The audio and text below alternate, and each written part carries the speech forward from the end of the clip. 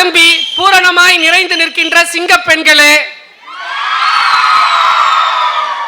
இந்த கல்லூரியினுடைய ராஜாக்களே,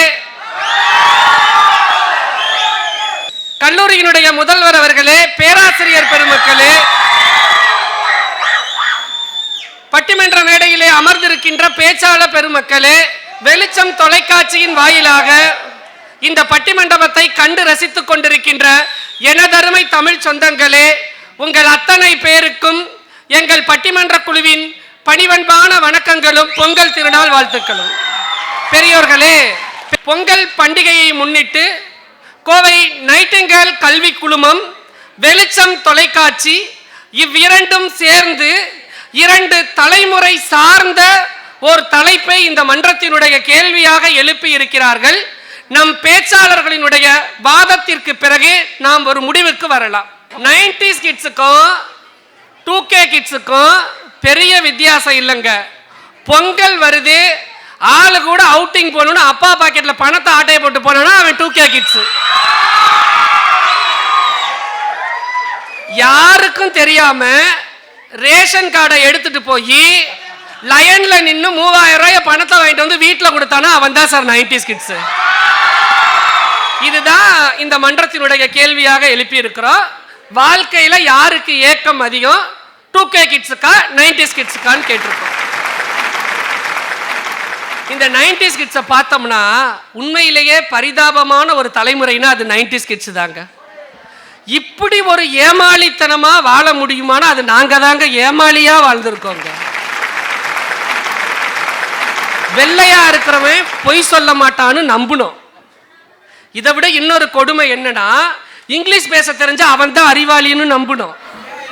அட இவ்வளவு ஏங்க, வெத்தலை போட்டா மாடு முட்டுன்னு நம்பணுங்க. அட இன்னொன்னுங்க, பொண்ணுங்க கிட்ட பேசாம இருக்கிறது தான் கெத்துன்னு நம்பணும். அதனாலதான் இன்னைக்கு எல்லாரும் வெத்து வெட்டா தெரியும். அட அதை விட ஒரு படி மேல போயிங்க, மயில் இறகு குட்டி போடுன்னு நம்பணும் சார்.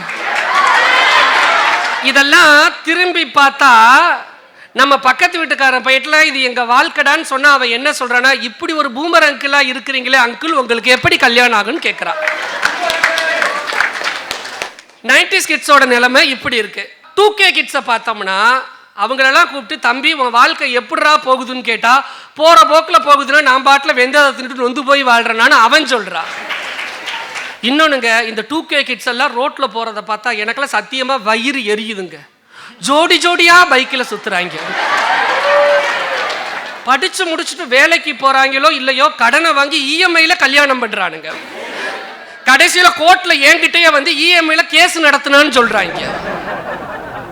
இவங்க பேசுறதெல்லாம் பார்த்தா இந்த உலகத்துல நம்ம பிறக்காம போயிட்டோமே, பிறவி பலனை அடையலேன்னு தோணுதுங்க.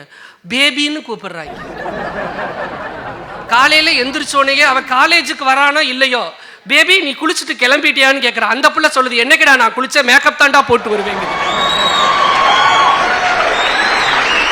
90s கிட்ஸுக்கும் ஏக்கம் இருக்கு, 2K கிட்ஸுக்கும் ஏக்கம் இருக்கு. ஆனால் நம்ம பேச்சாளர்கள் என்ன சொல்றாங்களோ இதுல ஒண்ணுக்கு தான் ஏக்கம் இருக்குன்னு சொல்ல வர்றாங்க. வாழ்க்கையில ஏக்கம் யாருக்கு அதிகம்னா 90s கிட்ஸுக்கே என்று அந்த அணிக்கு தலைமை தாங்கி தொடங்கி பேசுவதற்காக கோவையை சேர்ந்த மூத்த வழக்கறிஞர் அண்ணன் ரவீந்திரன் அண்ணா வந்திருக்காங்க. அவங்களை அறிமுகம் செஞ்சு வைக்கிறேன்.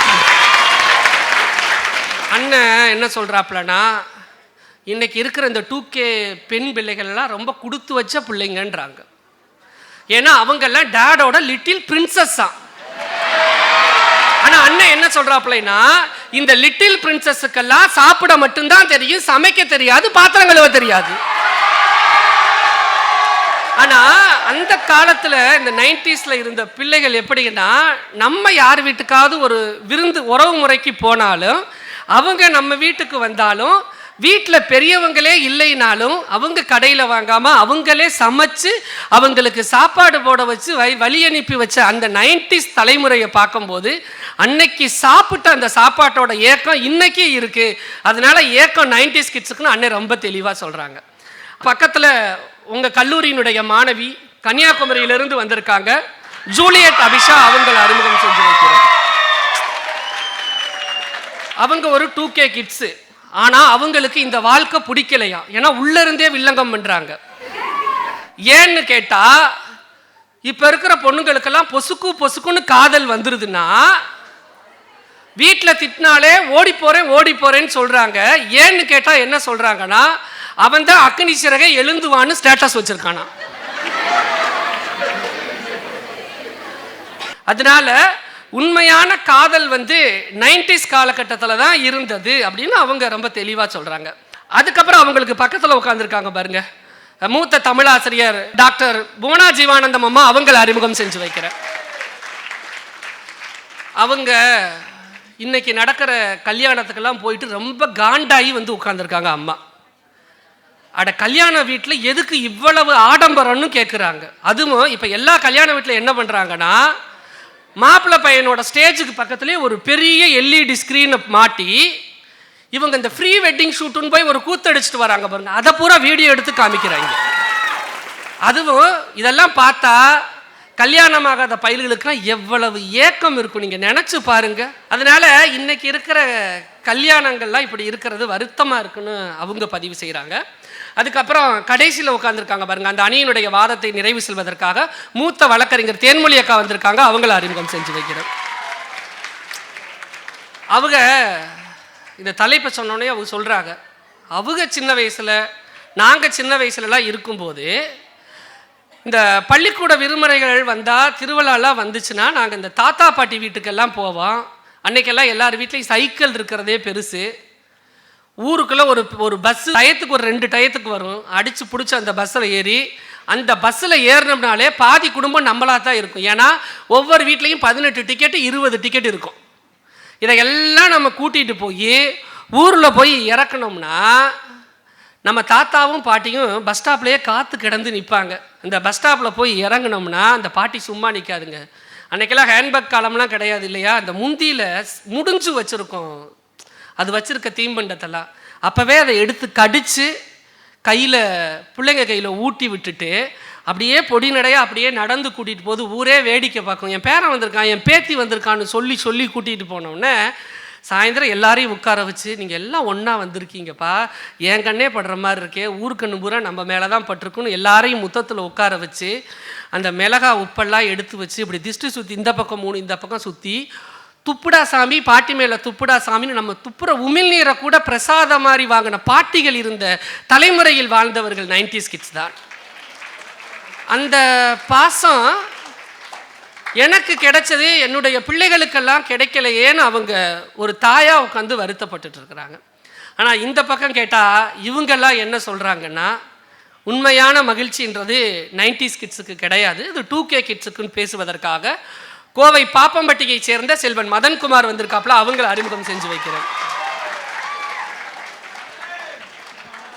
அவரெல்லாங்க ஊருக்குள்ள மதன்குமார்னு சொன்னா தெரியாது, மன்மதன்னு சொன்னா மட்டும்தான் தெரியும்.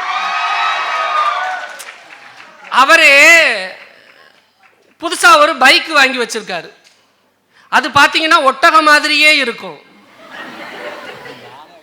அந்த பைக்கில் அவர் பின்னாடி யாரையும் ஏற்ற மாட்டார், ஏன்னா அது அவங்க ஆளுக்காக அந்த சீட்டு இருக்கான்.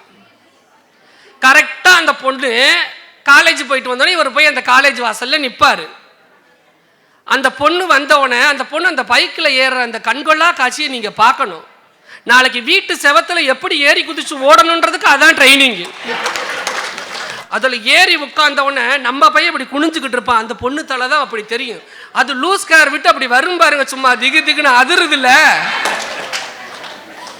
இவர் நம்ம பையன் எல்போர்டு, இவர் இப்படி தட்டி தடுமாறி போகும்போது அது மண்டையில் அடிச்சு, பேபி கொஞ்சம் நில்லு, நீ பின்னாடி உட்காரு, நான் வண்டியை ஓட்டுறேன், ஒழுங்கா நாளையிலிருந்து வண்டி ஓட்டி பழகிட்டு வா, நீ ஒழுங்கா ஓட்டுனேனா நாளையிலிருந்து உன்னையும் வச்சுக்கிருவேன் வண்டியும் வச்சுக்கிருவேன், இல்லைன்னா ஆளை மாத்திருவேன். அவர் என்ன சொல்றாருன்னா, நாங்கெல்லாம் சந்தியா இல்லைன்னா திவ்யா கூட ஜாலியா இருக்கோம் சார், காதலுக்காக ஏன் சூசைட் பண்ணணும்னு அவர் ஜாலியா என்ஜாய் பண்றாரு. அடுத்து அவருக்கு பக்கத்தில் உட்கார்ந்துருக்காங்க பாருங்க, செல்வன் மணிகண்டன், உங்க கல்லூரியை சேர்ந்த மாணவர்.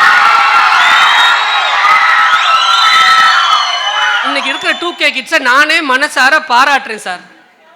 எங்களுக்கெல்லாம் ஒரு பொருள் வேணும்னா வீட்டில் சொல்றதுக்கு கூட பயம், ஆனா இவங்கெல்லாம் மனசுல பட்டதை அப்படியே பேசுறாங்க. மனசுல பட்டதை ரொம்ப தெளிவா பேசுறாங்க. அந்த சுதந்திரம் 2K கிட்ஸுக்கு இருக்கு அப்படின்னு அந்த தம்பி சொல்றாங்க. அதுக்கு பக்கத்துல ஒருத்தவங்க உட்கார்ந்துருக்காங்க பாருங்க, கணக்காளர் காயத்ரி, அவங்கள அறிமுகம் செஞ்சு வைக்கிறேன். அந்த அம்மாலாம் சார் புதுசா அவங்க வீட்டில் ஒரு ஸ்கூட்டியை வாங்கி நிப்பாட்டியிருக்காங்க. இந்த அம்மா வண்டியை எடுத்துட்டு வெளியே வந்தாலே ரோட்ல ஒரு பையன் நிக்க மாட்டான். அவங்க பிரேக்கை வச்சு வண்டியை நிப்பாட்ட மாட்டாங்க, காலால தான் நிப்பாட்டுவாங்க. ஏன்னா அவங்க சொந்த காலில் நிக்கிறாங்களாம். தயவு செய்து இந்த அரசாங்கம் மகளிருக்கு ஒரு 1000 ரூபா உதவித்தொகை கொடுக்குற மாதிரி இவங்களுக்கெல்லாம் ஒரு டிரைவிங் ஸ்கூல் கட்டி விட்டு அதில் லைசன்ஸ் வாங்கி கொடுத்து வண்டி ஓட்ட சொன்னாங்கன்னா பாதி பையன் ஊருக்குள்ள பொழைச்சிக்கிருவான். அடுத்து கடைசியில் உட்கார்ந்துருக்காங்க பாருங்க, கும்பகோணத்துல இருந்து வந்திருக்கிறாங்க வழக்கறிஞர் லெனின் சார். அவரெல்லாம் என்ன சொல்றாருன்னா, என்ன நாங்க தப்பு செஞ்சாலும் எங்களை நீங்க கண்டே பிடிக்க முடியாது. ஏன்னா அவர் நேத்து நைட்டு வரைக்கும் மகான்னு ஒரு பொண்ணுகிட்ட பேசினாரு. இங்க வந்தா தான் தெரியுது அது மகாலிங்கம்னு. ஏன்னா இன்னைக்கு எல்லா பசங்களும் சரி பொண்ணுங்களும் சரி ஃபேக் ஐடியில தான் பாதி பேர் காலத்தை ஓட்டுறாங்களே. இந்த வசதி 90s கிட்ஸுக்கு கிடைச்சிருச்சான்னு அவங்க கேட்குறாங்க.